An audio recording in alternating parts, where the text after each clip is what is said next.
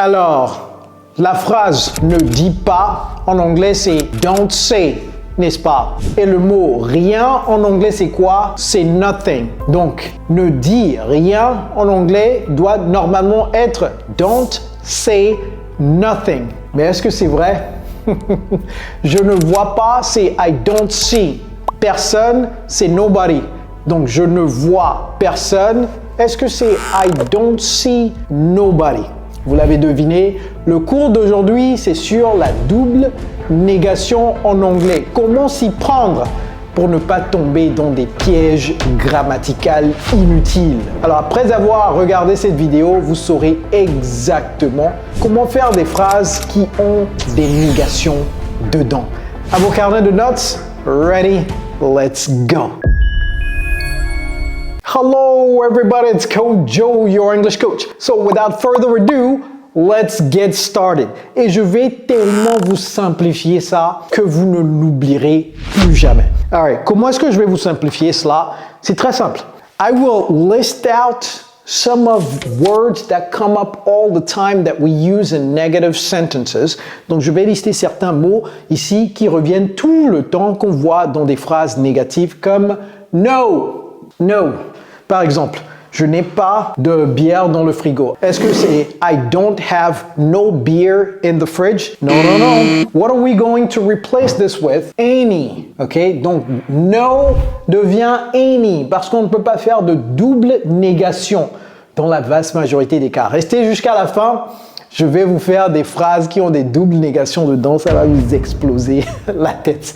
Alright. Donc, je n'ai pas de bière dans le frigo. I have no beer in the fridge. Si vous voulez utiliser no, donc la phrase doit être affirmative. I have no beer in the fridge. Ou bien si c'est une phrase négative, I don't have. Ne dites pas no, I don't have any beer in the fridge. Ok? Donc, le grand frère de no, c'est nobody. Et ne dites pas nobody, nobody. Hein? On n'est pas à Plaou ici. On n'est pas à Accra ici. C'est pas nobody. On n'est pas à Lagos ici. Hein? C'est nobody, nobody. Alright? Donc, j'avais dit en intro que je ne vois personne. Est-ce que c'est I don't see? Je ne vois personne. Est-ce que c'est I don't see nobody? Je ne pense pas. C'est I don't see. On va utiliser une partie de ça. Donc, anybody. I don't see anybody. Donc, prochainement, vous avez nobody dans la phrase. Soit changez ça avec anybody et gardez la phrase à la forme négative, ou bien faites la phrase à la forme affirmative et utilisez nobody. I see nobody. OK? Jusque-là, ça va, n'est-ce pas? Je sais, il y a des gens qui me suivent, ça fait des mois et ça va un tout petit peu. Mais si seulement vous pouvez accélérer plus rapidement, n'est-ce pas? Écoutez, si vous voulez qu'on vous tienne la main pour apprendre très rapidement l'anglais, nous avons un programme d'immersion anglaise sur mesure pour les francophones comme vous. Nous avons aidé des milliers de francophones littéralement dans plus de 50 pays du monde. Si vous êtes intéressé, dans la barre de description de la vidéo, il y a un lien. Cliquez sur ce lien, remplissez vos informations et moi-même, je vais vous contacter pour vous en dire plus. OK? Alright. Nowhere. Nulle part. Nowhere. Est-ce que nowhere peut être joint à une autre négation? Non, non, non. S'il y a une négation dans la phrase, déjà, on ne peut plus mettre nowhere.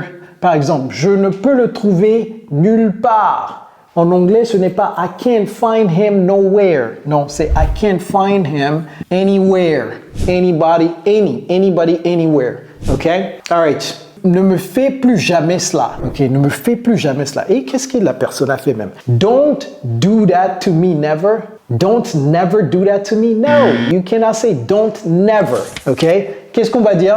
Don't ever. Don't ever do that to me. Oui, je sais qu'il y a beaucoup de gens qui savent la version avec never. Never do that to me again.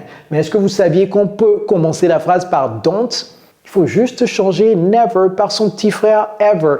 Et le tour est joué. Hein? Vous voyez?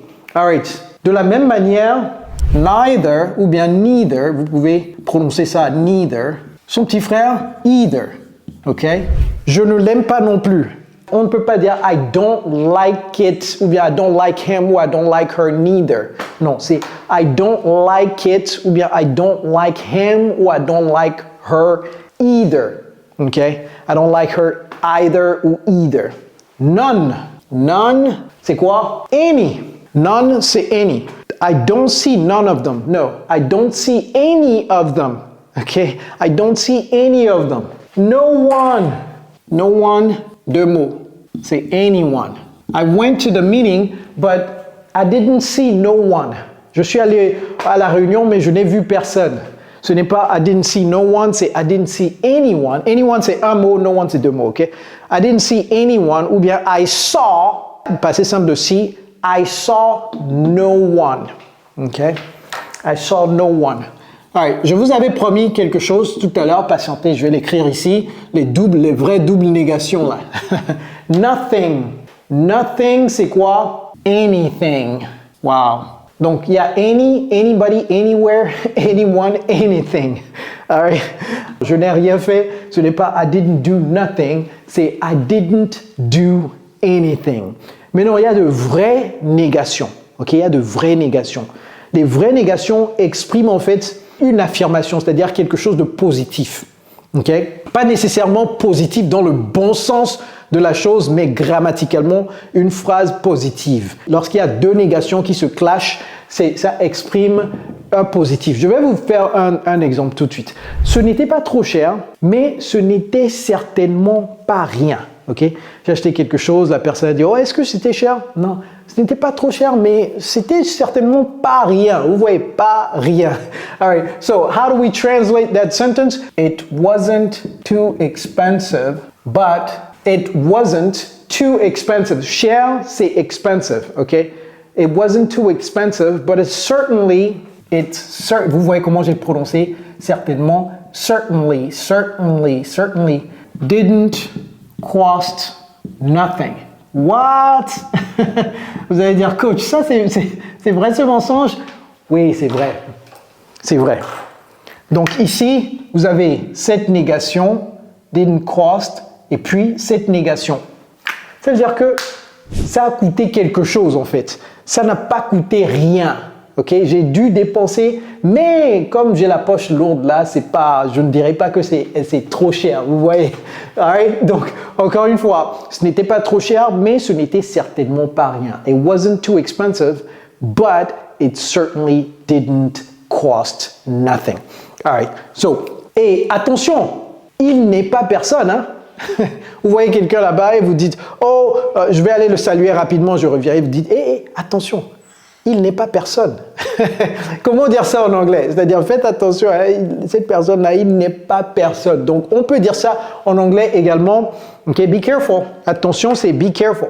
Ça va vous exploser la tête. Be careful. He is not nobody. All right? Be careful. He is not nobody. Double négation. Il n'est pas personne.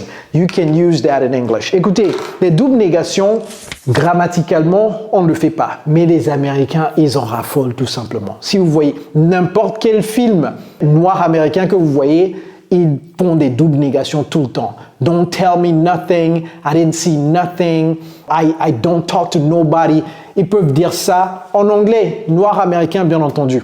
Mais lorsque vous passez votre test de TOEFL ou au travail avec votre boss, vous ne pouvez pas utiliser les doubles négations. Prenez des captures écran très rapidement, ok? Et surtout ça là, maîtrisez ça. Comment transformer la négation en affirmation. Very, very important. Si vous avez des soucis à traduire les choses et que vous traduisez continuellement du français en anglais, ne faites pas ça.